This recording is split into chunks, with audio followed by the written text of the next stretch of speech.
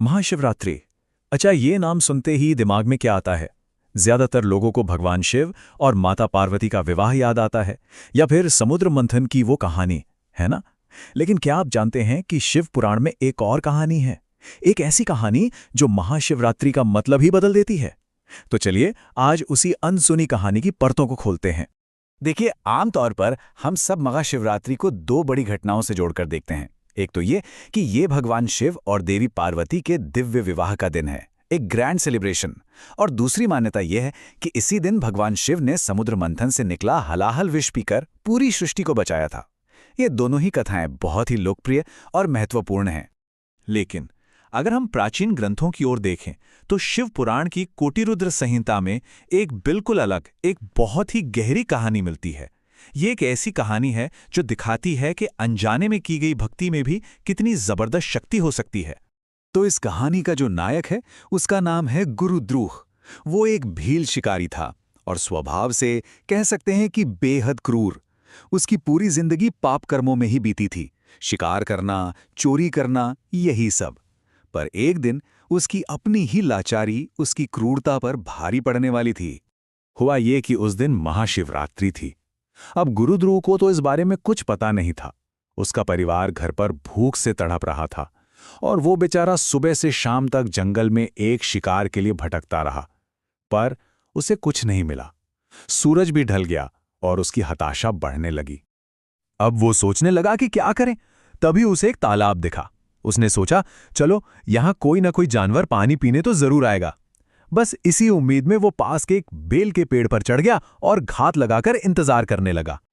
और बस यहीं से कहानी एक ऐसा अद्भुत मोड़ लेती है जिसकी किसी ने कल्पना भी नहीं की होगी।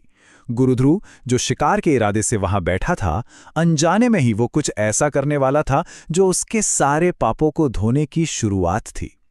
उसकी शिकारी वाली सतर्कता की रात भक्ति की रात बनने वाली थी। रात का पहला प्रहर शुरू हुआ। कुछ ही देर में एक प्यासी हिरनी पानी पीने के लिए तालाब के पास आई। उसे देखते ही शिकारी की आंखों में चमक आ गई। अब यहां कुछ बहुत ही दिलचस्प हुआ। जैसे ही शिकारी ने हिरनी पर निशाना साधने के लिए अपना धनुष उठाया ना, तो उसकी हलचल से उसके पानी के लोटे से थोड़ा पानी और कुछ बेलपत्र टूटकर नीचे गिर गए। और ठीक उसी पेड़ के नीचे एक शिवलिंग स्थापित था, जिसके बारे में शिकारी को पता तक नहीं था। और बस इस तरह अनजाने में ही शिकारी के हाथों से पहले प्रहर की शिव पूजा हो गई। शिकारी की आहट से हिरणी ने ऊपर देखा और उससे बड़ी नम्रता से विनती की। उसने कहा कि उसके छोटे छोटे बच्चे घर पर अकेले हैं, वो उन्हें सुरक्षित सौंपकर वापस आने का पक्का वचन देती है। सत्य की दुहाई देते हुए उसने शिकारी से जीवन दान मांगा। शिकारी ने उसे जाने दिया। कुछ समय बीता, रात का दूसरा प्रहर शुरू हुआ और तभी पहली हिरणी की बहन उसे खोजते खोजते उसी तालाब पर आ पहुंची। शिकारी ने फिर से अपना धनुष साधा और एक बार फिर बिल्कुल पहले की तरह ही उसके हाथों से पानी और बेलपत्र नीचे उसी शिवलिंग पर गिरे और इस तरह दूसरे प्रहर की पूजा भी पूरी हो गई। उसके पाप बिना उसे पता चले धुलते जा रहे थे। इस हिरणी ने भी वही प्रार्थना की। उसने वचन तोड़ने के पाप का वास्ता दिया और कहा कि वो अपने बच्चों को सौंपकर जरूर लौटेगी। उसकी सत्यनिष्ठा को देखकर शिकारी ने उसे भी जाने दिया। अब रात का तीसरा प्रहर शुरू हो चुका था। शिकारी इंतजार ही कर रहा था कि तभी उन हिरनियों का साथी एक हृष्टपुष्ट हिरण उन्हें ढूंढता हुआ वहां आ पहुंचा। उसे देखकर शिकारी ने फिर से धनुष उठाया और इस प्रक्रिया में तीसरे प्रहर की पूजा भी हो गई।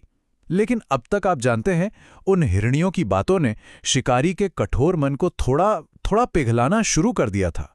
उस हिरण ने भी शिकारी से याचना की।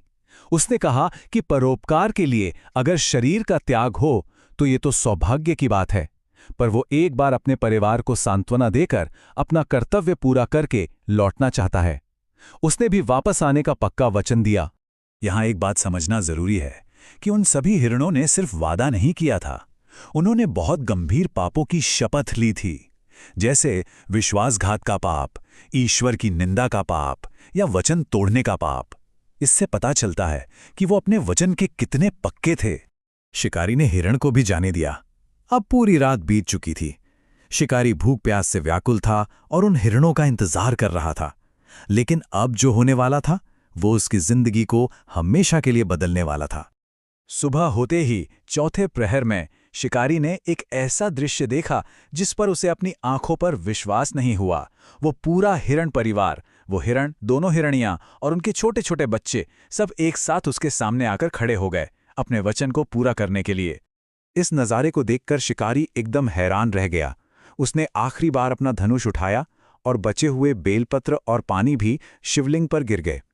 इस तरह चौथे प्रहर की पूजा भी पूरी हुई और उस एक रात की अनजाने में की गई पूजा से उसके सारे जन्मों के पाप भस्म हो गए। शिव पूजा के प्रभाव से उसे आत्मज्ञान हुआ।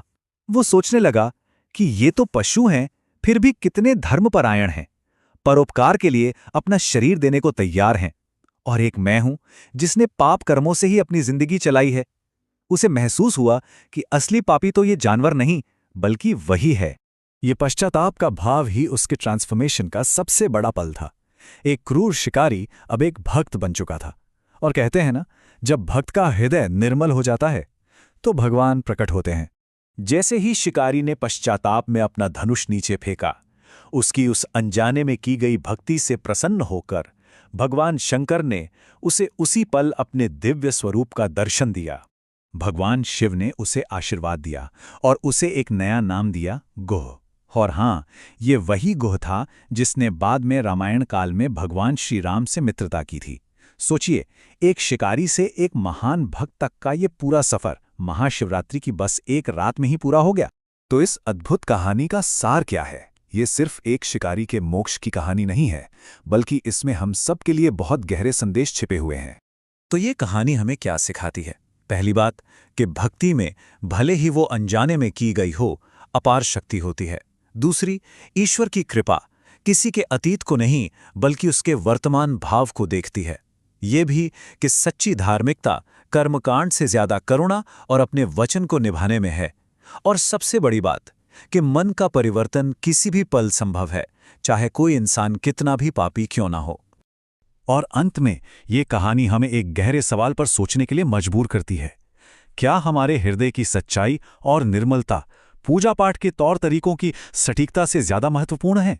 इस महाशिवरात्रि पर इस बात पर विचार जरूर कीजिएगा।